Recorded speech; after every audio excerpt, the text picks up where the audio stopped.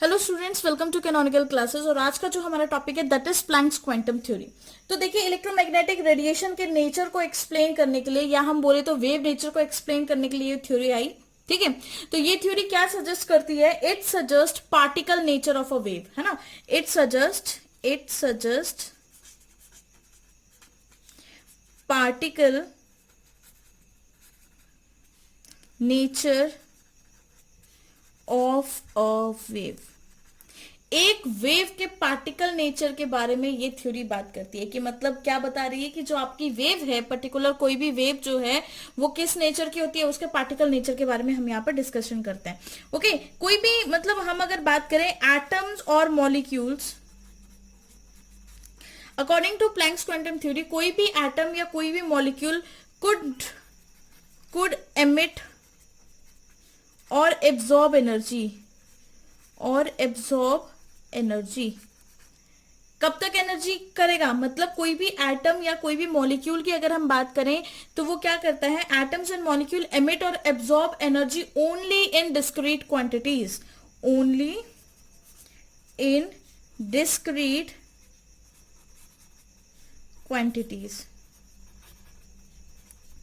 ठीक है, किसमें रहता है? डिस्क्रीट क्वांटिटीज में, and not in any arbitrary amount. ठीक है, and not in any arbitrary amount. मतलब what do you mean by arbitrary? Arbitrary का मतलब क्या होता है? कॉन्टिन्यूअस। क्या होता है इसका मतलब? कॉन्टिन्यूअस।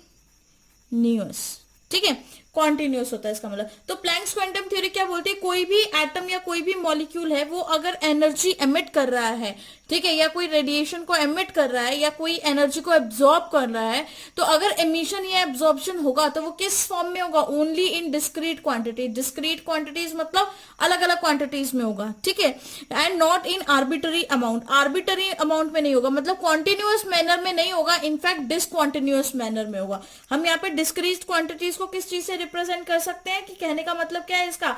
Discontinuous manner. तो अगर हम बोले कोई भी सब्सटेंस है वो एनर्जी हमेशा इलेक्ट्रोमैग्नेटिक रेडिएशन के फॉर्म में ही ट्रांसमिट करता है।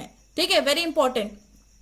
कोई भी सब्सटेंस हो, अगर उसके पास एनर्जी है तो वो एनर्जी हमेशा इलेक्ट्रोमैग्नेटिक रेडिएशन की फॉर्म में ट्रांसमिट करता है, और जो इलेक्ट्रोमैग्नेटिक रेडिएशन की फॉर्म में ही एब्जॉर्ब करता है। ठीक है, मतलब ट्रांसमिट भी इलेक्ट्रोमैग्नेटिक रेडिएशन की फॉर्म में करेगा और एमिट भी इलेक्ट्रोमैग्नेटिक रेडिएशन की फॉर्म में करेगा। तो यहां से हमें क्या पता लगता है कि जो इलेक्ट्रोमैग्नेटिक रेडिएशन का एब्जॉर्प्शन और एमिशन है, ये किस मैनर में है, इसके बारे में बताती है हमें प्लैंक्स क्वांटम थ्योरी। ठीक है, मतलब सिंपली उसने बोल दिया कि कोई भी एटम या मॉलिक्यूल अगर एनर्जी एमिट कर रहा है तो वो डिस्क्रीट क्वांटिटीज में करेगा, डिफरेंट डिफरेंट क्वांटिटीज में करेगा, मतलब डिसकॉन्टिन्यूअस मैनर में करेगा, कॉन्टिन्यूअस मैनर में नहीं करेगा। और अगर कोई भी एलिमेंट एनर्जी एमिट भी करता है या एब्जॉर्ब भी करता है तो वो किस फॉर्म में करता है? Electromagnetic radiation. ठीक है, तो इसका मतलब जो इलेक्ट्रोमैग्नेटिक रेडिएशन का जो भी एब्जॉर्प्शन या एमिशन हो रहा है वो क्या है आपका? वो उसके नेचर के बारे में हमें कौन बताता है? That is Planck's quantum theory. ठीक है,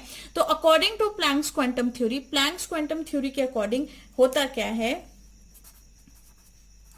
according to Planck's quantum theory,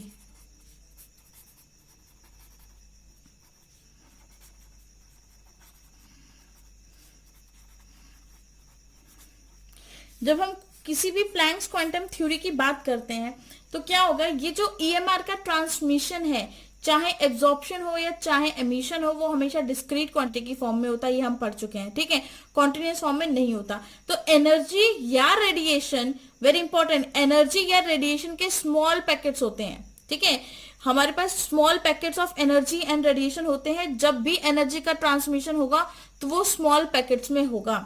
energy and radiation are present in small packets, are present in small packets। ठीक है, स्मॉल पैकेट्स के अंदर प्रेजेंट है।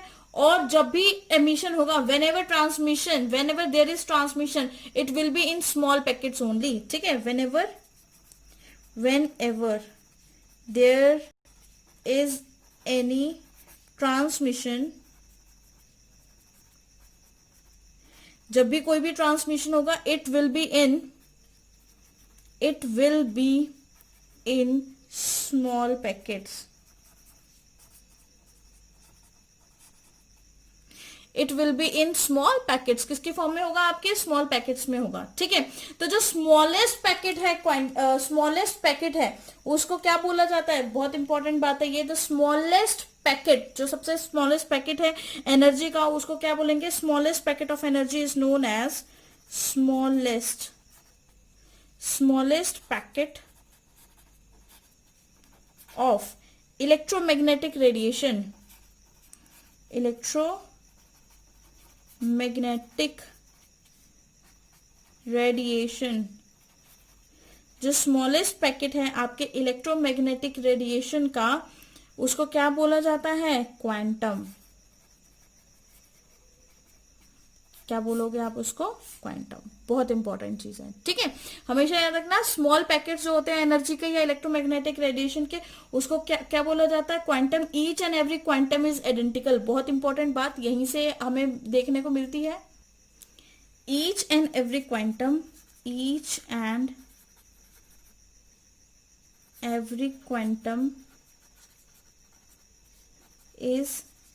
आइडेंटिकल.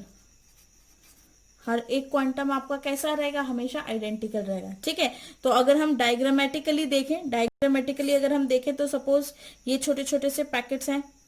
ठीक है, और अगर ये एमिट होगा तो वो भी छोटे छोटे पैकेट्स में एमिट होगा. तो ये जो रेडिएशन यहाँ पे आ रही है, ये छोटे छोटे, मतलब इनको हम क्वांटम बोल रहे हैं. क्वांटा बोलो या क्वांटम बोलो. ठीक है, तो दिस इज इंसिडेंट. ये क्या है? ये जो नीचे को गिर रही है, दिस इज इंसिडेंट. ठीक है, और ये जो बाहर को निकल रही है, दैट इज एमिटिंग. क्या बोलेंगे हम इसको? एमिटिंग. ओके, इंसिडेंट और उसमें से एमिशन बाहर हो रहा है. तो इंसिडेंट हो रही है पैकेट के फॉर्म में, और एमिशन भी किसके फॉर्म में हो रहा है? पैकेट के फॉर्म में हो रहा है. ठीक है, तो बहुत इंपॉर्टेंट चीज थी कि क्या था? According to Planck's quantum theory, energy और रेडिएशन हमेशा स्मॉल पैकेट्स के फॉर्म में प्रेजेंट होती है.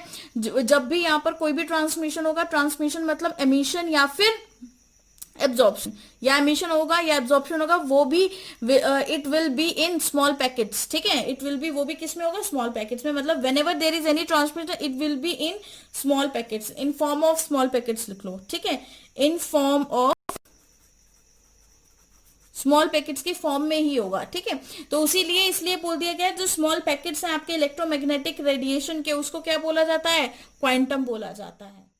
अगर हम बात करें ईएमआर की, मतलब इलेक्ट्रोमैग्नेटिक रेडिएशन की बात करें, तो जो एनर्जी होगी, एनर्जी ऑफ वन क्वांटम, मतलब वन पैकेट ऑफ रेडिएशन. ठीक है, उसकी एनर्जी किसके डायरेक्टली प्रोपोर्शनल होते हैं? फ्रीक्वेंसी के डायरेक्टली प्रोपोर्शनल होते हैं. उस फ्रीक्वेंसी की जो भी, उस रेडिएशन की जो भी फ्रीक्वेंसी होगी, ठीक है, उसके डायरेक्टली प्रोपोर्शनल है. मतलब अगर हम बात करें ईएमआर के लिए, तो एनर्जी जो है एक क्वांटम की is directly proportional to frequency. ठीक है, किसकी फ्रीक्वेंसी? रेडिएशन की फ्रीक्वेंसी के डायरेक्टली प्रोपोर्शनल है. तो हम यहां से ये लिख सकते हैं कि energy is directly proportional to frequency. ठीक है, अब हमें पता है मैथ्स में प्रोपोर्शनैलिटी कांस्टेंट को हटाने के लिए हमें एक कांस्टेंट वैल्यू अप्लाई करनी पड़ेगी, और वो कांस्टेंट वैल्यू को प्लैंक्स ने अपने नाम से दे दिया, जिसको बोला जाता है प्लैंक्स कांस्टेंट. तो E is equal to H nu. ठीक है, ये आपकी फॉर्मूला आ गई. और जहां पे जो H है, H इज प्लैंक्स कांस्टेंट, और इसकी वैल्यू फिक्स रहती है. प्लैंक्स कांस्टेंट की वैल्यू हर जगह फिक्स रहती है. That is 6.6 into 10⁻⁻34 joules in second. ठीक है, ये आपकी वैल्यू किसकी आगे वैल्यू है? आपके H की वैल्यू आ गई. ओके, कभी भी न्यूमेरिकल में कोई भी चीज यूज हो रहा है तो आपने इस तरह से H की वैल्यू क्या कर देनी है? वहां पर पुट कर देनी है. नेक्स्ट थिंग इज, अब हमें ये पता है कि फ्रीक्वेंसी जो है, फ्रीक्वेंसी का फॉर्मूला हमने क्या पढ़ा था? Frequency is equal to C/λ. हमने ये स्टडी किया था कि नहीं? बिल्कुल किया था. ठीक है, तो अगर मैं यहाँ पे फ्रीक्वेंसी की वैल्यू पुट कर दूं, तो क्या बनेगी इक्वेशन मेरी?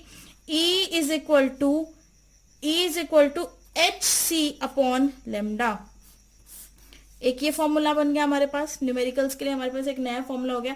तो इसका मतलब ये हो गया टोटल एनर्जी एब्जॉर्ब और रिलीज, मतलब जितने भी क्वांटम्स होंगे, ठीक है, उनकी कितनी एनर्जी एब्जॉर्ब हुई है और रिलीज हुई है, वो हम किससे डिपेंड करेंगे। So the total energy, so the total energy absorb and release, जो भी टोटल एनर्जी एब्जॉर्ब होगी और रिलीज होगी वो किसके इक्वल होगी, E is equal to N H nu. मतलब यहाँ पे जो n है, एक नई टर्म मैंने यहाँ पे यूज कर ली n, तो n क्या रिप्रेजेंट कर रहा है, आपके नंबर ऑफ क्वांटम्स, ठीक है।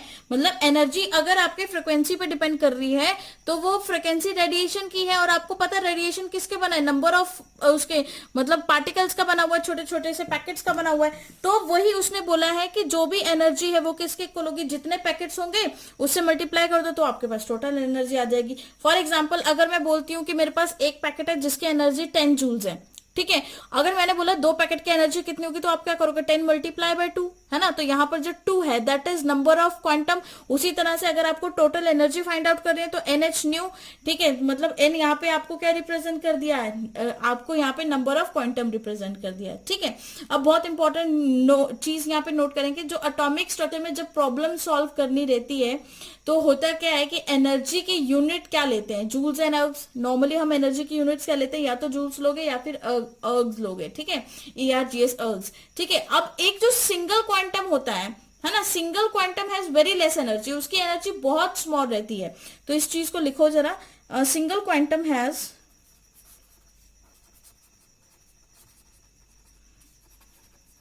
वेरी लेस एनर्जी, ठीक है। सिंगल क्वांटम के पास बहुत ही कम एनर्जी होती है, और वो जो स्मॉल अमाउंट ऑफ एनर्जी है उसको मेजर करते हैं इलेक्ट्रॉन वोल्ट्स में, okay. Small amount of energy is measured in, small amount of energy, जो स्मॉल अमाउंट ऑफ एनर्जी है is measured in, small amount of energy is measured, किसमें major किया जाता है, इलेक्ट्रॉन वोल्ट्स के अंदर। किसमें मेजर किया जाता है, इलेक्ट्रॉन वोल्ट्स के अंदर। तो जो एक इलेक्ट्रॉन वोल्ट है वो किसके इक्वल होता है, 1 electron volt is equal to 1.6 into 10 पे पावर -19 जूल, है ना। एक इलेक्ट्रॉन वोल्ट की वैल्यू आपके पास ये आ गई, एक इलेक्ट्रॉन वोल्ट की वैल्यू आपके पास कितनी आ गई, 1.6 इंटू 10 पे पावर -19 जूल। तो अगर हमें इलेक्ट्रॉन वोल्ट्स में, मतलब एनर्जी को इलेक्ट्रॉन वोल्ट्स में फाइंड आउट करना होगा, तो हम कैसे फाइंड आउट करेंगे, एनर्जी जो इलेक्ट्रॉन वोल्ट्स में गिवन है is equal to 1290 divided by lambda. Lambda किस में गिवन होगा, हमें नैनोमीटर्स में, ठीक है। तो इस तरह से आप यहाँ से एनर्जी भी फाइंड आउट कर सकते हैं। तो ये थी आपकी प्लैंक्स क्वांटम थ्योरी। फिर से रिपीट करते हैं, एक बार रिवाइज कर लेते हैं कि what is Planck's quantum theory. Planck quantum theory क्या थी, अकॉर्डिंग टू प्लैंक्स क्या बोल रहे थे, उन्होंने एक पार्टिकल नेचर लेकर आए, उन्होंने सजेस्ट किया पार्टिकल नेचर किसी भी वेव का, और उन्होंने बताया कि जो भी एटम्स और मॉलिक्यूल्स हैं अगर वो एनर्जी एमिट या एब्जॉर्ब करते हैं तो वो हमेशा डिस्क्रीट क्वांटिटी में करेंगे, ना कि कॉन्टिन्यूस में, ठीक है। तो मतलब कोई भी सब्सटेंस अगर एनर्जी एमिट करता है या एब्जॉर्ब करता है या कोई इलेक्ट्रोमैग्नेटिक रेडिएशन की फॉर्म में ट्रांसमिट करता है तो वो भी कॉन्टिन्यूस नहीं होता, वो भी हमेशा क्या रहेगा, डिसकॉन्टिन्यूस होगा। क्लियर है ये बात, ठीक है। तो इलेक्ट्रोमैग्नेटिक रेडिएशन का एब्जॉर्प्शन और एमिशन है, ये किस मैनर में हो रहा है, तो इसके बारे में हमें प्लैंक्स क्वांटम थ्योरी बताती है। तो प्लैंक्स क्वांटम थ्योरी के according energy is directly proportional to frequency. जैसे एनर्जी फ्रीक्वेंसी के इक्वल डायरेक्टली प्रोपोर्शनल हो जाती है, तो हमने वहां पे यहाँ पर उसकी प्रोपोर्शनलिटी कांस्टेंट हटाने के लिए हमने h यूज कर दिया, and h is what, h जो है यहाँ पे आपका प्लैंक्स कांस्टेंट है, जिसकी वैल्यू रहती है 6.6 इंटू 10 पे पावर -34 जूल्स सेकेंड, ठीक है। जूल पर सेकेंड नहीं है, जूल सेकेंड है, मल्टीप्लाई में है सेकेंड उसके साथ। तो फ्रीक्वेंसी क्या होती है, c अपॉन लैम्डा, तो बस वैल्यू पुट कर दो फ्रीक्वेंसी की जगह c अपॉन लैम्डा, तो फॉर्मुला क्या बन गया, E equal to hc upon lambda, जो कि आपको न्यूमेरिकल्स में यूज होने वाला है आगे जाके, ठीक है। So the total energy energy कितनी एब्जॉर्ब हुई है या कितनी रिलीज हुई है, वो तो डिपेंड करता है कि कितने total number of quantum release हुए हैं या गेन हुए हैं उसके ऊपर। तो आपने क्या किया, जो एनर्जी थी उसको किससे मल्टीप्लाई कर दिया, एन से मल्टीप्लाई कर दिया, तो आपके पास total number of total amount आ जाएगा, कितनी एनर्जी यूज हुई है या गेन हुई है, ठीक है, एब्जॉर्ब हुई है या रिलीज हुई है।